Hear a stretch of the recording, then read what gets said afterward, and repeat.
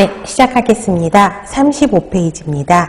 자, 신생아의 피부죠. 그래서 특히 눈, 다리, 음낭이 부어있죠. 애들이 되게 눈 팅팅 부어서 우리 목욕탕에, 그죠? 목욕탕 그 물을 양수라고 생각하면 돼요. 양수에 오랫동안 담가져 있었죠. 그러니까 부어서 나오죠. 그래서 눈, 다리, 음낭에 부종이 있고 중요한 거는 발바닥에 주름이 많다라는 거. 그래서 보시면 됩니다. 자, 대표적인 정상적인 것들이 이거예요. 그래서 말단 청색증, 말단 부부에 청색증이 있다라는 거. 그래서 이거는 일반적으로 정상으로 보이게 됩니다. 그래서 혈관 운동이 불안정하고 모세혈관이 정체돼서 또 높은 헤모글로빈에 의해서 청색증이 나타나는 거고요. 그 다음에 입주위 청색증은 비정상적인 거예요. 그래서 애가 우유 먹거나 울거나 이럴 때 생기는 주변의 페리오랄 사이노시스라고 이야기하는데 이런 거는 심장 질환을 의심하게 됩니다. 그 다음에 대리석양 피부요. 피부가 냉기에 노출되면 피부가 일시적으로 얼룩덜룩하게 대리석 모양으로 바뀝니다. 할리퀸이라고 이야기를 하는데 여기서 중요한 건 옆으로 눕혀요. 그러면 몸의 중앙선을 경계로 바닥에 닿는 부분이 창박한 게 아니에요. 바닥에 닿는 부분인 핑크색이고요. 그 다음에 바닥에 닿지 않는 윗부분이 창백한 대로 가는 것이에요. 그 차이점을 보시면 좋고요. 그 다음에 이거는 자율신경계의 부조화로 생기는 정상적인 반응입니다. 그 다음에 이거는 모세혈관 확장 모가는 모세혈관에만 침범하는 피부의 문제인데요. 자, 모세혈관이 확장, 이완이 돼서 모반이 생기는 빨개지는 증상을 보이게 되는 건데 이것도 정상적인 과정이고요. 태지는 항상 우리 치즈 같은 물질이 고여 있는 거죠.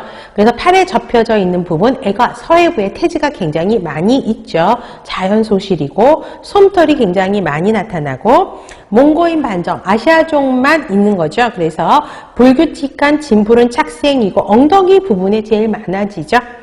중독성 홍반도 정상적이에요. 자연 소실이 되는 거고요. 그 다음에 밀리아라고 하는 폐립종이 나타나는데 코, 얼굴, 이마, 상체에 나타나는 희고 작은 구진이에요. 피지선이 막혀서 생기는 건데 어르신들이 할머님들이 얘를 키우잖아요. 그러면 얘가 이렇게 밀리아가 나면 할머님들이 뭐 하신 줄 아세요? 짜요. 그죠? 그럼 뭐가 나오긴 해요. 근데 이거는 말 그대로 피지선이 막혀서 생기는 거니까 짜면 피지선이 나오는데 그러다가 염증 생길 수 있어요. 그래서 그냥 놔두시면 없어지는데 이런 밀리아가 있는 거는 정상인 겁니다. 딸기 모양의 혈관종이요. 자, 진피층, 진피 아래쪽에 이완된 모세혈관 때문에 혈관종이 생기는 거죠. 쉽게 말하면 깊은 혈관에 생기는 결절을 혈관종이라고 이야기하죠. 근데 이것도 시간 지나면 없어져요. 정상적인 겁니다. 그러면 아까 밀리아 페립종은 정상이에요. 근데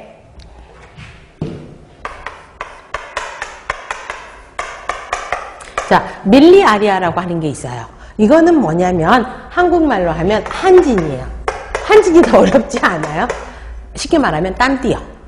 땀띠는 정상적인 게 아니죠. 땀샘이 폐쇄돼서 피부 표면이 막혀요. 그래서 얼굴에 나타나는 거기 때문에 이거는 정상이 아니고 비정상이다라는 걸 기억을 하셔야 돼요.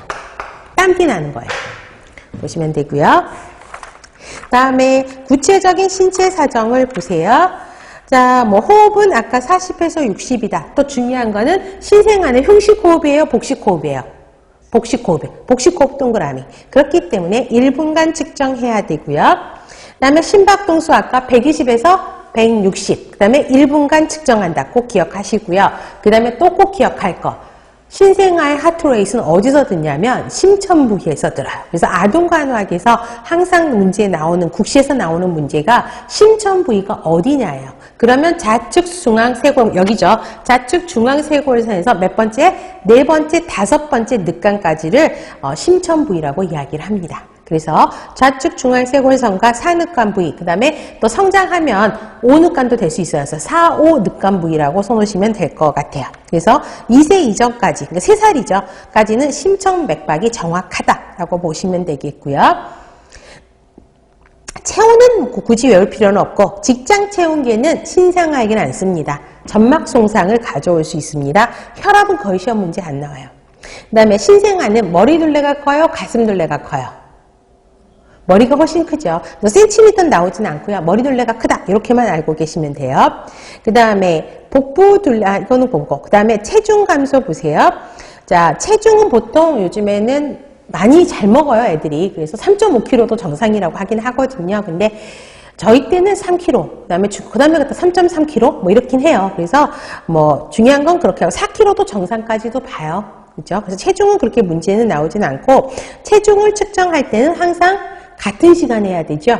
우리 성인도 항상 같은 시간에 체중 측정하죠. 근데 애들은, 성인은 같은 옷을 입고 같은 시간에. 그렇지만 애들은 기저귀만 채우고 해야 돼. 애 옷은 벗기고 기저귀만 채운 상태에서 같은 시간에 측정한다. 기억해야 되고요. 그 다음에 생리적인 체중 감소. 이거는 기억하셔야 됩니다. 자, 체중 감소가 처음에 일어나요. 그런데 점차적으로 처음에 생리적으로 체중 감소가 일어나는데 그 이유가 뭐냐면 배변, 배뇨, 그 다음에 불감성 수분 손실이 있어서 그걸 체크하지 못해서 그게 많아서 체중 손실이 일어납니다. 그래서 일주일 동안에 한 10% 정도는 체중이 빠져요. 저도 이제 애를 낳으면서 일을 이제 했잖아요. 일을 하면서도 저도 간호사 경력이 제가 16년, 17년 정도 되거든요. 그러니까 굉장히 어마어마하겠죠. 요즘 친구들한테 물어보면.